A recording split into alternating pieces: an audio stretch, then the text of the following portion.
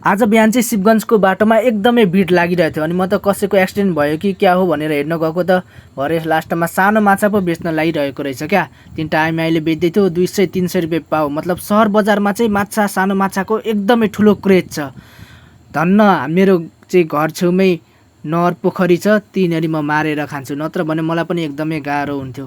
मासु भन्दा पनि महँगो हुन थालिसक्यो क्या सानो माछा, किनभने लोभ भइरहेछ। अब केही वर्षपछि त पाउन पनि गाह्रो हुन्छ। यदि तपाईँलाई पनि अब सानो माछा मिठो लाग्छ, मनपर्छ भने मुनि कमेन्टमा भन्नुहोला। भिडियो हेर्नुमा धन्यवाद। भेट हुनेछ अर्को शानदार भिडियोमा।